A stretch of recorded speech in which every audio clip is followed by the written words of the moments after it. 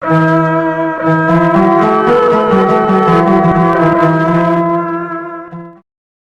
kamu pernah merasa penasaran seperti apa jadinya kalau tokoh-tokoh besar dari berbagai kepercayaan duduk satu meja, ngobrol santai, tapi dalam soal keyakinan, maka kisah ini akan jadi salah satu yang menarik untuk kamu simak. Suatu hari, di sebuah kota kuno yang tenang, namun penuh gejolak pemikiran, seorang gubernur yang terkenal bijak ingin membuat sesuatu yang belum pernah dilakukan siapapun sebelumnya. Mempertemukan tokoh-tokoh agama besar di wilayah itu, bukan untuk adu argumen atau pamer kitab, tapi untuk berdiskusi, duduk, ngobrol, debat santai. Tentang apa? Tentang satu sosok yang misterius dan sangat ikonik, Yesus, namanya Gubernur Malik. Pria berumur 50-an dengan janggut perak yang selalu rapi, otaknya tajam, hatinya tenang. Ia bosan dengan perdebatan yang hanya jadi bahan bakar konflik. Ia ingin mempertemukan manusia dengan manusia, keyakinan dengan keyakinan. Ia percaya kebenaran tidak tumbuh di medan perang, tapi di meja makan dan secangkir teh. Lalu ia menyuruh utusan mencari 3 tokoh. Seorang pendeta Kristen dari Barat, terkenal karena kefasihan khotbahnya dan keteguhannya dalam iman. Seorang imam Muslim dari Timur, alim, sopan, dan hafal Quran dari kecil. Dan Abu Nawas, orang yang namanya saja sudah membuat orang bertanya-tanya. Ini ulama, filsuf, penyair, penipu suci.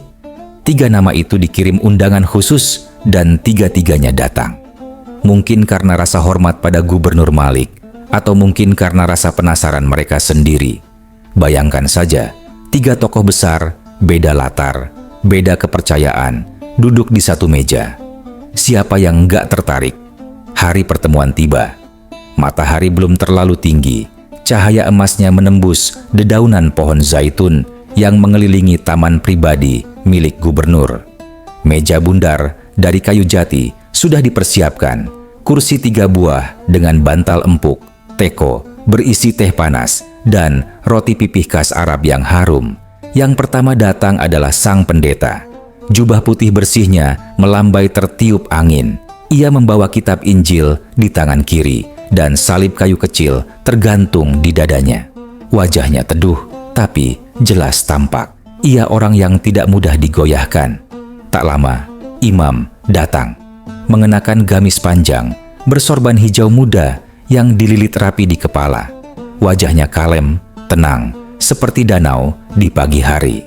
Di tangannya tergenggam mushaf tua yang tampaknya sudah menemaninya sejak remaja. Terakhir, datanglah Abu Nawas. Tidak ada kitab, tidak ada simbol suci, hanya baju sederhana, tongkat kayu di tangan, dan senyum nakal yang selalu muncul di ujung bibirnya.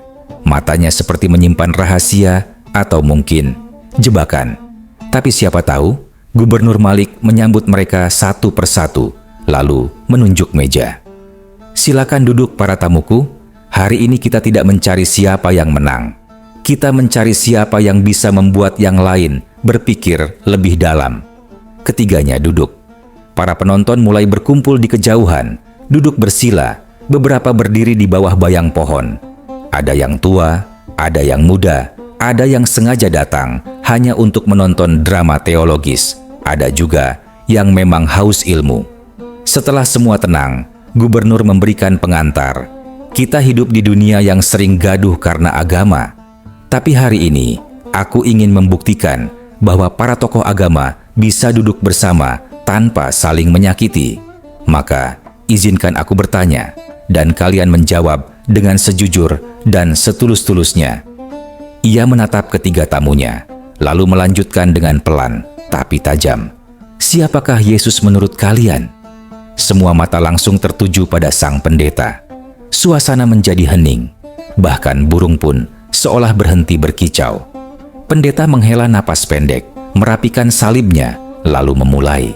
Dan itulah awal dari sebuah pertemuan yang tidak hanya akan mengubah pandangan mereka, tapi juga pandangan siapapun yang mendengarnya. Pendeta tua itu tidak langsung menjawab. Ia memandangi wajah Gubernur Malik sejenak, lalu matanya beralih pada imam dan Abu Nawas. Mungkin ia sedang menimbang kata-kata yang tepat, bukan karena ragu akan keyakinannya, tapi karena ia tahu satu kata salah dan pertemuan damai ini bisa berubah menjadi api kecil yang sulit dipadamkan. Lalu ia angkat wajahnya, suara lembut namun mantap keluar dari mulutnya. Bagi kami umat Kristiani, katanya perlahan, Yesus adalah putra Allah. Dia datang ke dunia bukan sebagai raja, bukan sebagai jenderal, tapi sebagai anak tukang kayu. Lahir dari perawan bernama Maria, dibesarkan dengan sederhana, tapi ajarannya mengguncang dunia. Para hadirin mulai menunduk, mendengarkan dengan saksama. Dia berjalan dari desa ke desa, menyembuhkan orang sakit, memberi makan yang lapar, menghidupkan yang mati, dan mengampuni yang berdosa. Tapi bukan itu yang paling besar, lanjut sang pendeta. Yang terbesar adalah ketika dia disalibkan untuk dosa umat manusia, dan 3 hari kemudian bangkit dari kematian. Ia berhenti sejenak, lalu menatap Abu Nawas dan imam. Itulah inti iman kami. Kami percaya Dia adalah Tuhan yang turun ke dunia sebagai manusia, untuk menebus, untuk mengasihi, dan untuk menyelamatkan. Suasana hening. Gubernur Malik mengangguk pelan, lalu mengarahkan pandangannya ke imam. Bagaimana menurut Anda, Tuan Imam? Imam, yang duduk tenang sedari tadi, kini menunduk hormat, lalu berbicara dengan nada suara yang penuh ketegasan, namun tetap lembut. Dalam Islam, kami mengenal Yesus sebagai Isa Al-Masih. Kami juga percaya ia lahir dari Maryam, seorang wanita suci, tanpa ayah. Itu adalah mukjizat dari Allah. Ia berbicara sejak dalam buayan, menyembuhkan orang sakit, menghidupkan yang mati, semua dengan izin Tuhan. Ia berhenti sejenak, menatap wajah pendeta. Bukan dengan tantangan, tapi dengan rasa hormat. Tapi kami tidak percaya bahwa ia disalib. Menurut keyakinan kami, Allah mengangkatnya ke langit, dan yang disalib bukanlah dia. Isa bukan Tuhan. Dia adalah Nabi, salah satu dari yang utama, utusan Tuhan, bukan Tuhan itu sendiri. Lalu ia menambahkan, dan kelak ia akan turun kembali ke dunia sebagai penegak keadilan. Beberapa orang di antara hadirin mengangguk pelan. Perbedaan mulai terlihat jelas di atas meja itu. Dan kini, semua pandangan beralih pada Abu Nawas. Ia yang sedari tadi hanya duduk sambil menyeruput tehnya dengan santai, akhirnya meletakkan cangkirnya. Ia menatap langit sejenak, lalu bergumam, "Ah, Yesus atau Isa atau Yeshua dalam bahasa Ibrani. Satu nama, banyak wajah, tergantung siapa yang mengenal." Pendeta dan imam saling melirik. Gubernur Malik tersenyum kecil, tahu bahwa ini bagian yang paling dinanti. Bagi orang miskin, lanjut Abu Nawas, Yesus adalah harapan. Bagi orang berdosa, ia adalah pengampunan. Bagi orang kaya, ia adalah pengingat. Dan bagi para penguasa, ia adalah ancaman. Beberapa orang tertawa kecil, tidak yakin apakah harus serius atau tidak. Tapi siapa dia sebenarnya? Tanya Abu Nawas sambil memandangi kedua tokoh di depannya. Kalian melihatnya dari 2 arah. Yang satu melihatnya sebagai Tuhan yang jadi manusia. Yang satu melihatnya sebagai manusia pilihan Tuhan. Tapi, apakah kalian pernah bertanya, apa yang Yesus sendiri ajarkan tentang dirinya? Imam menjawab cepat. Ia berkata bahwa ia adalah hamba Allah. Pendeta membalas. Ia juga berkata, "Aku dan Bapa adalah satu." Abu Nawas tersenyum. Lalu kalian pegang yang kalian suka dan tinggalkan yang tidak kalian pahami. Semua terdiam. Tapi bukan karena marah, justru karena merasa tersindir secara elegan. Bagiku, lanjut Abu Nawas, Yesus itu seperti cermin. Siapapun yang menatapnya akan melihat bayangan dirinya sendiri. Yang mencintai kekuasaan akan merasa terancam olehnya. Yang mencintai kasih akan menemukan kedamaian dalamnya. Dan yang mencintai kebenaran akan tetap mencarinya.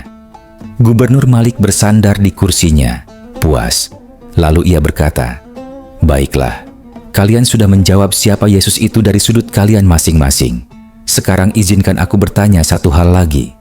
Ia mencondongkan badan, lalu bertanya perlahan, jika kalian bertiga hidup di masa Yesus, apakah kalian akan mengikutinya? Seketika, semua kembali hening. Pendeta menunduk, imam berpikir, dan Abu Nawas hanya mengedipkan mata sambil tersenyum penuh misteri. Pertanyaan Gubernur Malik menggantung di udara seperti angin sore yang enggan pergi. Jika kalian bertiga hidup di masa Yesus, apakah kalian akan mengikutinya? Tak ada yang langsung menjawab. Bahkan Abu Nawas yang biasanya cepat melontarkan lelucon pun kali ini diam cukup lama. Ada sesuatu dalam pertanyaan itu yang menyentuh ruang terdalam di hati mereka. Ini bukan sekadar soal doktrin, ini soal keberanian, soal kejujuran. Pendeta akhirnya mengangkat suara. Jika saya hidup di masanya, katanya pelan dan mendengar. Dia berkata, kasihilah musuhmu, ampunilah 70 kali 7 kali. Barang siapa tak punya dosa, lemparkan batu pertama. Saya pikir, saya akan ikut dia. Ia menatap jauh ke arah pohon-pohon zaitun, lalu menambahkan, tapi jujur saja, saya juga takut.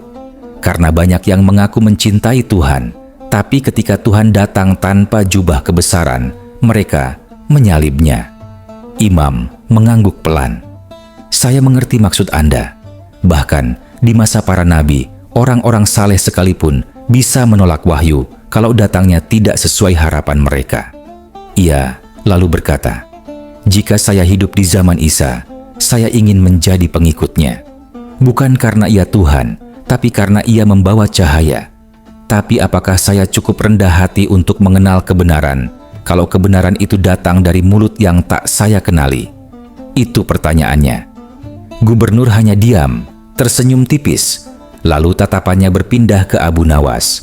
Semua tahu, giliran si penyair nyentrik menjawab. Abu Nawas menghela napas panjang, lalu berkata, kalau saya hidup di masa Yesus, mungkin saya akan jadi orang pertama yang ia marahi. Orang-orang tertawa, tapi tak lama. Karena Abu Nawas tidak sedang bercanda. Karena saya tukang bertanya, saya banyak dosa, saya suka membolak-balik logika, dan Yesus tidak menyukai kemunafikan, dan saya, ya, kadang munafik juga. Ia menatap ke arah hadirin, tapi mungkin justru itu yang membuat saya datang kepadanya. Karena saya tahu, hanya orang berdosa yang butuh pengampunan, yang merasa suci tak akan pernah datang.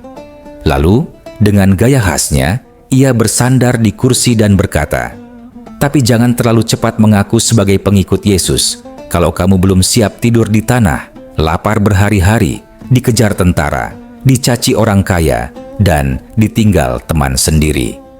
Pengikut sejati, katanya tegas, tidak hanya membaca ajarannya, tapi hidup seperti ia hidup. Kata-kata itu membuat suasana berubah. Pendeta dan imam terdiam, bukan karena tersinggung, tapi karena merasa terkena pukulan telak dari seseorang yang tampak seperti badut, tapi bicara seperti nabi. Imam akhirnya berkata, ia mengajarkan tauhid, menyembah hanya kepada Allah, itu inti dari semua risalah nabi. Pendeta menimpali, ia juga mengajarkan kasih, bahkan pada mereka yang menganiaya. Bukan hanya cinta, tapi juga pengorbanan. Abu Nawas tersenyum. Dua-duanya benar, seperti dua sisi dari mata uang iman. Yang satu memurnikan hubungan vertikal, yang satu menyempurnakan hubungan horizontal. Gubernur Malik mengangkat alis. Apa maksudmu? Cinta Tuhan, jawab Abu Nawas, harus tercermin dalam cinta pada manusia. Dan ketaatan pada Tuhan tak lengkap tanpa belas kasih pada ciptaannya. Yesus mengajarkan keduanya. Para hadirin terdiam. Ada yang mulai menunduk, merenung. Ada yang menatap ke langit, seolah bertanya pada Tuhan, apakah aku sudah cukup mengikutimu? Tiba-tiba, pendeta bicara lagi. Tapi bagaimana mungkin Yesus hanya manusia jika ia membangkitkan orang mati? Imam menjawab cepat. Tapi Musa membelah laut. Ibrahim tidak hangus di api. Mukjizat bukan bukti ketuhanan, itu bukti kenabian. Lalu mereka mulai masuk ke perdebatan. Hangat, tajam, tapi tetap sopan. Pendeta membawa ayat dari Injil Yohanes. Imam membalas dengan surat Maryam dari Quran. Masing-masing mengutip, menafsir, membela. Tapi saat argumen mulai memanas, Abu Nawas menengadah dan berkata pelan, "Kalian berdua seperti dua cermin yang saling memantulkan cahaya, tapi lupa bahwa cahaya itu datang dari matahari yang sama." Mereka terdiam. Kiasan itu seperti tamparan sekaligus pelukan. Isa, Yesus, Yeshua, kita bisa berdebat soal statusnya, lanjut Abu Nawas. Tapi yang lebih penting, apakah ajarannya hidup di hati kita? Gubernur Malik menarik napas panjang. "Kalian luar biasa," katanya sambil berdiri. "Tapi aku tahu, ini belum selesai. Aku ingin kalian tetap di sini. Ada satu sesi lagi, untuk kita uji keyakinan, bukan untuk menjatuhkan, tapi untuk menyentuh inti kemanusiaan kita." Dan semua mengangguk.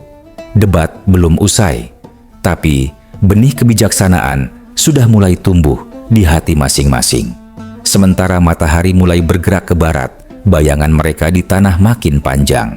Tapi justru dalam bayangan itulah cahaya mulai terlihat lebih jelas. Matahari mulai condong ke barat.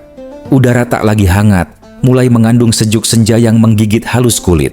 Di antara cahaya kuning yang menyelusup di sela dedaunan, tiga tokoh itu masih duduk mengelilingi meja bundar. Teh yang tadi panas kini tinggal suam-suam kuku. Roti pipih pun hanya tersisa serpihan. Gubernur Malik melirik ke langit, lalu bicara pelan namun mantap. Pertanyaan berikutnya mungkin terdengar sederhana, tapi jawabannya bisa membuka hati atau menguncinya selamanya. Semua menoleh padanya. Ia berkata, "Jika Yesus datang hari ini ke zaman kita, ke negeri kita, ke pasar, atau ke rumah ibadah, apakah kalian akan mengenalinya?" Tiba-tiba, suasana menjadi hening lagi. Bukan karena tak ada yang tahu jawabannya, tapi karena setiap orang tahu jawaban itu akan membongkar dirinya sendiri. Pendeta menatap tanah, lama, seperti sedang melawan pikirannya sendiri. Lalu ia menjawab dengan lirih, "Saya tidak yakin." Imam mengerutkan dahi, sedikit terkejut. "Mengapa Anda berkata demikian?" Pendeta mengangkat wajah. "Karena dunia sekarang terlalu sibuk menyembah simbol, sampai lupa melihat makna. Kita membangun gereja tinggi menjulang, tapi lupa membasuh kaki para gelandangan. Jika Yesus datang sebagai lelaki miskin, mengenakan jubah kumal, dan berkata, 'Aku lapar,' mungkin kita justru akan mengusirnya dari halaman gereja." Kalimat itu mengguncang ruangan. Bahkan imam pun menunduk pelan. Lalu ia bicara, "Saya paham maksud Anda.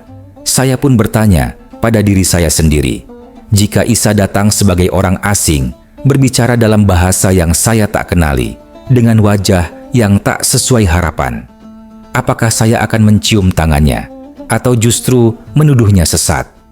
Ia menatap langit, lalu berkata, "Lirih, sebab kami diajarkan bahwa Dajjal pun akan datang dengan tanda-tanda yang mirip kebaikan.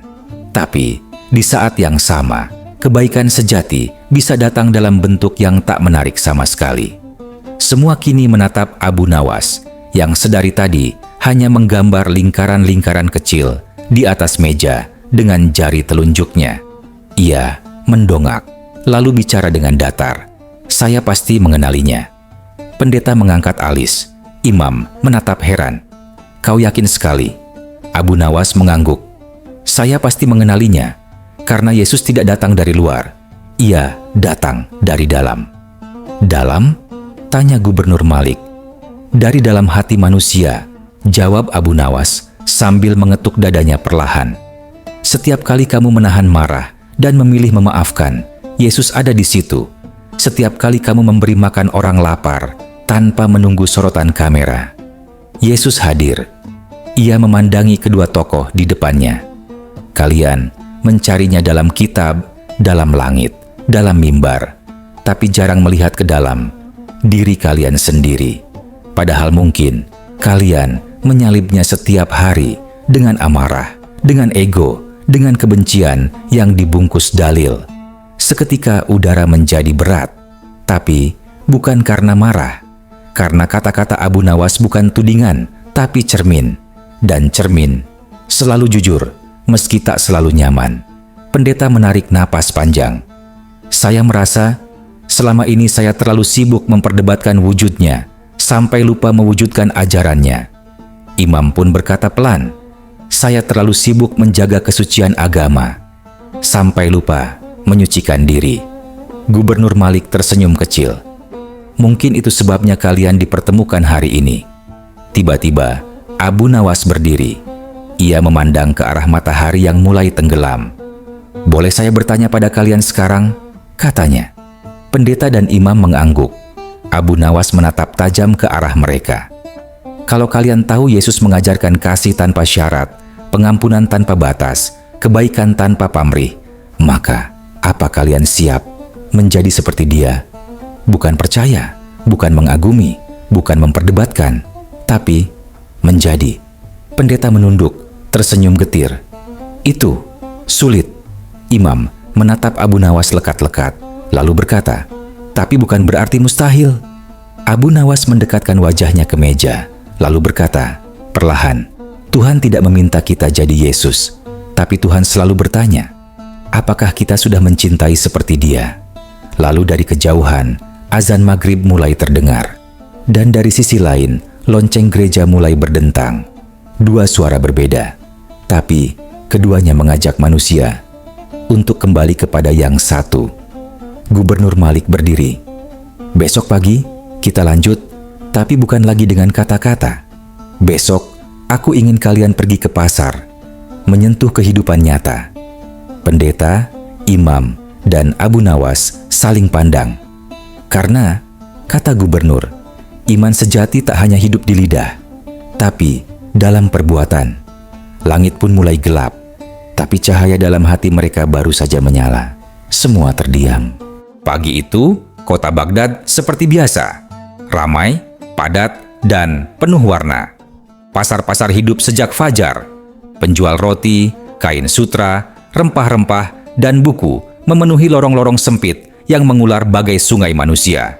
Suara tawa, tawar-menawar, dan jeritan anak-anak yang bermain menggema di antara bangunan yang sudah renta oleh zaman. Gubernur Malik, sebagaimana janjinya, memanggil ketiganya ke pasar tua di jantung kota. Disinilah agama itu diuji, katanya singkat. Bukan di dalam kitab, tapi di tengah orang-orang yang lapar, miskin, sakit, dan kesepian. Lalu ia meninggalkan mereka bertiga, tanpa penjaga, tanpa pendamping, hanya mereka dan keramaian. Pendeta dengan jubahnya yang putih sederhana berjalan sambil memperhatikan setiap wajah.